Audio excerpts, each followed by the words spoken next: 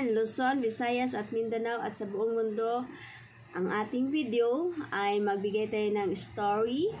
Ang story na ito ay galing sa Bible kung saan ito ay makapagbigay sa atin ng lesson, inspiration, lalo na sa mga bata. At kung hindi pa natin kilala yung mga karakter sa Bible, kung paano natin malalaman yung mga story, yung mga karakter na nilagay sa Bible, ano yung purpose, bakit ito binahagi sa atin pag binasa natin. So, ano yung makukuha natin sa mga karakter na gi-share sa Bible para ito ay makapagbigay sa atin ng inspiration sa buhay natin na sa mga nangyayari noon ay related din sa ating panahon ngayon. So, ang ating pamagat sa ating story, swallowed by a fish. So, example, kung tayo ay mananampalataya, ano yung ating hindi nakikita pero tayo ay naniniwala. So, wala namang ibang nagbigay sa atin ng pag-asa kundi yung ating Panginoon na kung saan nag-iwan siya ng Holy Spirit para mag-guide sa atin. Kung paniwalaan natin yung mga salita niya, kung paniwalaan natin siya kahit hindi natin siya nakikita, ang importante nalaman natin yung mga nasulat sa Bible na ito po ay galing sa Kanya. Ito po ay nagbibigay inspiration sa lahat ng bumabasa. Pag inaral natin yung Bible, nakipag-usap ang Diyos sa atin. Nasa atin yung pag-accept, nasa atin yung pagtanggap. Kasi mahirap po tanggapin ang isang senaryo kung di naman natin naintindihan at anong purpose, bakit i-share, di ba? So ngayon, ating i-share yung karakter na ang pangalan nito ay si Jonah at ito yung story niya. Swallowed by a fish. God was calling to his prophet, Jonah, who was fast asleep. God had a message for him. Jonah, wake up. At last, Jonah rubbed his eyes. He recognized God's voice talking to him. Here I am, Lord, he said. Jonah, I have a work for you to do. You know the big city of Nineveh up north. Everyone there is very bad. You must go to Nineveh and tell the people I will destroy their bad city. So si Jonah, inutusan siya na papuntahin ng ating Panginoon sa lugar ng Nineveh dahil ang lugar ng Nineveh ay naging masama na. Lahat ng tao doon, lahat ng uri ng kasamaan ay nandun na. So si Jonah ay tinawagan ng Panginoon para papuntahin, uutusan siya na papuntahin sa lugar ng Nineveh kasi alam naman ni Jonah yung lugar ng Nineveh. So tinutusan siya ng Panginoon para papuntahin doon. So, ginising siya ng Panginoon. Kinausap siya ng Panginoon. So, Nineveh was the biggest city in the world. So, ang Nineveh, pinakamalaking syudad sa buong mundo. Jonah did not want to go to the big, bad city. So, ayaw niya pupunta sa malaking syudad na masasama. Masasama yung mga tao dun. Masasama ng syudad na yon. The people were not the same kind as the people of Jonah. So, if he went to Nineveh, the people might laugh at him or even hurt him. So, yun po yung nasa isip ni Jonah. Kung pupunta siya sa lugar ng Nineveh, pagtatawanan lang siya, kundi kaya saktan siya.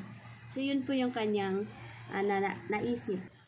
Pagkatapos, Jonah felt sad. He forgot that when he was doing the work of God, God would take care of him. So, naisip niya yun, na pag nagawa siya sa gawin ng Panginoon, siya ay iingatan. Jonah decided he would not obey God. He would run away. So, napapansin po natin yung decision choice niya, no? Nag-disobey siya. So, instead of going up to the city of Nineveh, Jonah went down to the sea coast to the town of Joppa. There he found a ship with a big sail, ready to go far across the sea. It would go in the opposite direction from Nineveh. It would go to Tarshish. So imagine, instead na papuntahin siya sa lugar ng Nineveh, doon siya bumaba sa lugar ng Joppa at nakakita siya na doon ng barko na ang direction papuntang Tarshish. So siya ay sumakay, namasahe siya, sumakay siya sa barko na papuntang Tarshish. So, nagbayad siya. Bumaba siya sa lugar ng Joppa at nung sumakay siya sa barko, doon siya bumaba sa pinakailalim ng barko, doon siya natulog. So, Jonah paid for his trip. Then, he went down inside the ship. He found a place to lie down. So, nakikita siya doon. Doon siya natulog. He was very tired and he went to sleep. He went to sleep. The men who sailed the ship had many things to put on it. They would carry wheat and corn and oil and wood. At last, they went all ready to leave. The men put up the big cloth sails. The wind blew on the sails and the ship slowly left the harbor. So, noong unang panahon kasi, yung barko, yung para bang nakadepende lang yung pagtakbo dun sa sail, no? Ngayon kasi may barko na, may makina na yung barko. So, ang nangyari sa kanila, but the ship had not gone very far when a big storm came up. So, nakita nila yung malaking alon na lumalaki, no? Nakabot yung kanilang ship. The sky grew dark with the clouds. The wind blew hard and the waves dashed hard. It seemed that the ship would break to pieces any minute and all the people would be drowned in the sea. So, sa sobrang lakas, posibleng malunod yung barko. So, the sailor were very much afraid. So, siyempre, sino hindi matatakot pag binagyo, no, nagkaroon ng malakas na alon, siyempre, matatakot. In order to keep the ship from sinking, the sailor threw many things. So, tinatapon nila yung lahat ng mga gamit na nakapabigat sa barko. The sailor threw many things into the water. They even threw part of the ship into the water, but still it seems the ship would sink.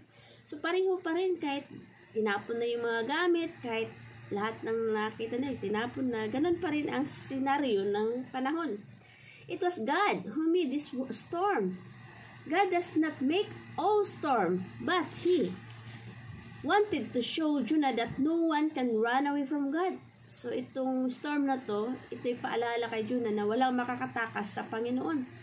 So, for God is everywhere and He can do anything. The sailor on the ship did not know about the God who created the earth. So, yung captain, no? Kumbaga, hindi nila alam yung sailor doon sa barko, na hindi nila alam kung sinong gumawa sa langit at lupa. So, doon sila nagtaka, no? They worship idols and false god, but the sailors knew there was something different about this storm. So, mayroon silang naramdaman na kakaiba tungkol doon sa kanilang nakita na malakas na alon, bagyo, no? Para bang kakaiba. The sailor prayed to their gods, but of course, these gods could not hear them. Then, they could not stop the storm. So, nagpray sila sa mga idols nila kasi sila nagsamba sa sand, sa bato, kung ano mga idols na kanilang sinasamba, hindi sila narinig, hindi sila dininig ng kanilang prayer. Kasi nga, hindi naman yun yung totoong Diyos na tutulong sa kanila. Kasi wala naman yung tainga na makarinig. So, hindi nila yun naisip na yung mga idols na sinasamba nila ay hindi rin makakatulong sa kanila.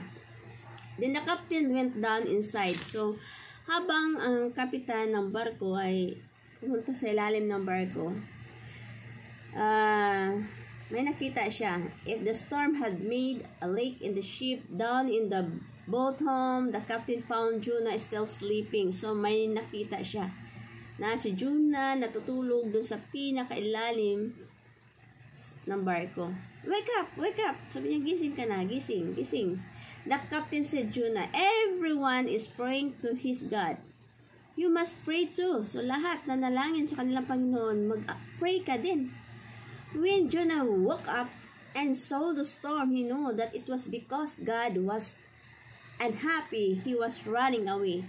So, alam ni Jonah, dahil sa kanyang pagtakas, hindi natutuwa yung Panginoon sa kanyang pag-disobey.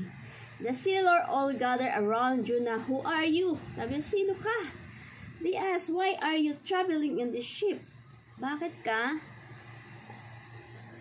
Sabi niya, bakit ka nag-travel sa barkong ito? Bakit sumakay ka sa barkong ito? Bakit nag-travel ka sa barkong ito? Kumbaga, nagtaka sila. Anong ginawa niya? Bakit siya sumakay sa barkong yun?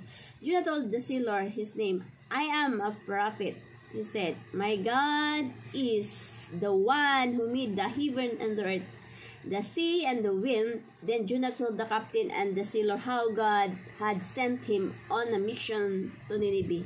So sinabi ni Jonah na may mission na pinagawa ang Diyos sa kanya, papuntahin siya sa lugar ng Nineveh. But they started on the trip to Tarshish instead. So kasi ang direction ng barko papunta ng Tarshish. So now the sailors knew why the storm had been so strong. So alam na ng sailor bakit ganun kalakas ang bagyo, no? Dahil nalaman niya na ganun pala ang nangyari. God was trying to stop His prophet from running away. What shall we do? So anong gagawin natin? The sailor asked Jonah, anong gagawin natin? The storm is all my fault. Sabi ni Jonah, ang bagyo ay lahat kasalanan ko dahil sa akin. Nagkakaroon ng ganitong uri ng bagyo. Jonah answered, I am the one to be punished. Throw me into the sea. But the sailor did not want to do. So sabi niya, itapon niyo ako sa dagat. Pero siyempre, sino naman gusto na may makalas na buhay dahil sa pagtapon sa dagat. So ang ginawa niya, they cried to row the ship to land, but they could not. The wind blew too strong and the waves were too high. So the sailor came to Jonah again. So pinuntahan ulit ng sailor si Jonah. Oh God, they prayed, please do not blame us for taking this man's life. So he is to blame for the storm, and it is better that he die than for all of us to die. Then the men threw Jonah into the stormy sea. So nakapag-isip ang sailor na itapon na si Jonah dahil maraming masawi na buhay dahil sa kanya. Kumbaga, nakapag-desisyon na ilagay siya sa dagat. Sinunod nila yung sinabi ni Jonah na itapon siya sa dagat. So then a very strange thing happened just as soon as Jonah fell into the water, the storm stopped. So nandun na si Jonah, diba, bumaba siya sa lugar ng Joppa. Tapos nung sumakay siya sa barko, doon siya pumunta sa pinakailalim ng barko. So ngayon naman si Jonah, sa ating story, nasa ilalim na ng dagat. So the sailor knew them that God has sent the storm because Jonah was disobedient. So nakakilala ang sailor ngayon dahil sa pag-disobey kay Jonah. So malaki din ang naitulong ni Jonah dahil mayroon pa palang Panginoon na higit pa sa kanilang idols, no? So nawa ay mayroon tayong naisip doon, no? But what about poor Jonah? So ano ang naisip nila tungkol kay Jonah kasi nandun sa ilalim ng dagat. Down into the dark water he fell. Then what a strange situation he was in, and it was all his own fault. God had called him up an important work. He had called Jonah up to preach in the Nineveh, but Jonah had gone down instead. First he went down to the sea coast, then he went down into the bottom of the ship, and the tree now was going down into the waters of the sea. God had called him up, but he was going down. So nasa ilalim na ng dagat si Jonah. But God has some more lesson for Jonah to learn. He had taught Jonah that one cannot run away from God. Now God wanted Jonah to learn that even when a man disobeys God and runs away, God loves him still and wants him to come back. So kahit gaano nag-disobey si Jonah, mahal pa rin siya ng Panginoon dahil wala namang ibang napili. Si Jonah lang naman yung pinili niya para magligtas para mabigyan ng awareness ang Nineveh. Before Jonah could try to swim, he felt himself being swallowed by a great big fish. So imagine, sino ba Panginoon na magpabaya sa kanyang anak, no? Anak ni si Jonah. Kahit nag-disobey, struggle yung barko because of him. Then ang nangyari, tinapon na siya doon sa dagat dahil din sa kanyang pagkakamali. Then the storm stopped.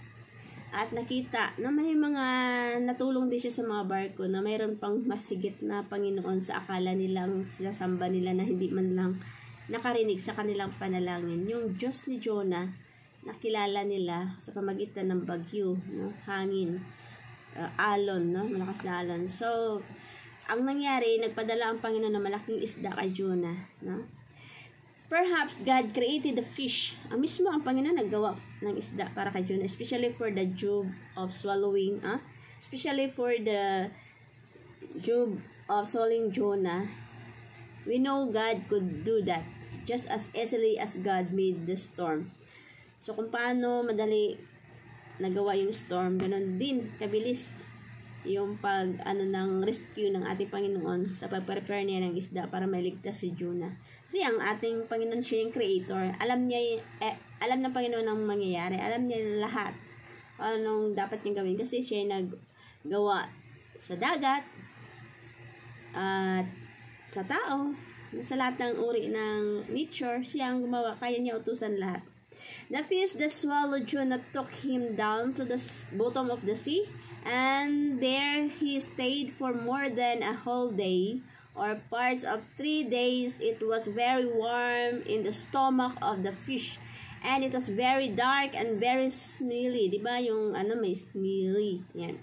Some men have been swallowed by whales for more than a day, but the whales were caught and opened up, and the men lived to tell what it was like to be swallowed by a whale. It is not very pleasant. While Jonah was in the belly of the fish, he decided he had learned his lesson. He had learned that one cannot run away from, hide from God. Jonah also learned that God wants people to return to Him, no matter how bad they have been. If God loved Jonah when Jonah had been bad, then God also loved the people of Nineveh, and Jonah must go and tell them so they could repent of their evil ways and learn to love God. So Jonah prayed to God, and God heard Jonah's prayer, even when it came from a fish's stomach in the bottom of the sea. Is not God great? When Jonah has repented and prayed to God, he stopped going down. He began to go up instead. God gave order to the fish. It swam up to the shore and spat Jonah up onto the beach. Then the fish swam away. Jonah must have been a terrible-looking sight after spending so long in a fish's stomach. He must have been covered with slime, and perhaps his hair had turned white. But just as soon as he could get cleansed up, Jonah went up to Nineveh. Nineveh was just as big and just as bad as Jonah had heard it was, but Jonah was not afraid anymore. He went from one end of the city to the other, warning the people that God would punish them for their sins. The warning of Jonah, and when they heard of what had happened to him in the sea, they repented of all their evil ways. Everyone, even the king and his little children, turned from their sins and did what was right, because the people of Nineveh repented from their sins. God did not destroy their city. God forgave them just as He forgave Jonah. God will forgive you and me if we are sorry for our sins and obey Him. So, imagine, sa story ni Jonah, marami tayong matutunan doon sa mga lesson na nangyari sa buhay niya. Whether tayo ay maging mag-disobey sa Panginoon, mayroon din talaga tayong purpose, no? Gusto lang Panginoon na alamin natin yung bawat purpose ng buhay natin, dahil si Jonah, alam niya bakit siya nagkaroon ng trouble sa buhay niya. Dahil sa pag-disobey niya, minahal pa rin siya ng Panginoon, at mahal din ng Panginoon ang mga tao sa lugar ng Nineveh, kahit mga masasama. Ang gusto lang ng Panginoon, gamitin ka para magkaroon ng awareness, para sila ay magbago, dahil mahal din sila ng Panginoon, at lalong minahal din mas lalong mahal si Jonah dahil siya yung uutusan para sa lugar ng Nineveh. So sa panahon natin ngayon, hindi man nalalaman natin yung mission, sa panahon na malalaman natin yung truth na nakasulat sa Biblia, at tayo namuhay na hindi ba sang-ayon sa direction ng Panginoon na tinuturo niya, mali yung ating tinatahak, mali yung ating pagturo. So, pag tayo ay obey na sa Panginoon, no? Doon sa barko, yung mga tao doon, nagkaroon din sila ng time paano magsisi. So, imagine na bago sila ng kanilang pananaw dahil doon kay Jonah din. Sa pagkakamali ni Jonah, may natutunan din sila. So, imagine natin kung hindi nangyari yung pag-disobey ni Jonah. So, may mga purpose ang lahat ng bagay. Ang importante doon sa story na ating na-share, bumaba si Jonah sa lugar ng Joppa at nakasakay siya ng barko. Doon siya sa pinakababa ng barko. Ilalim, tapos na sa tubig, ilalim sa tubig at sa ilalim ng dagat, nag-struggle siya. Tapos, sumunod siya sa Panginoon. Na huwag nating antayin na mag-struggle pa din, mag-struggle, wala tayong gagawin. Hanggat may panahon, pag-aralan, basahin ang salita ng Panginoon dahil mission mo, yan ang purpose mo. Pag alam mo yung truth, share it dahil nakasalalay ang kaligtasan ng mga taong nakapaligid sa iyo. Kung hindi mo pa natagpuan si Kristo sa buhay mo at inaksip bilang personal tagapagligtas, this is the time to read our Bible and pray to God how understand His Word. Maraming salamat and that's all.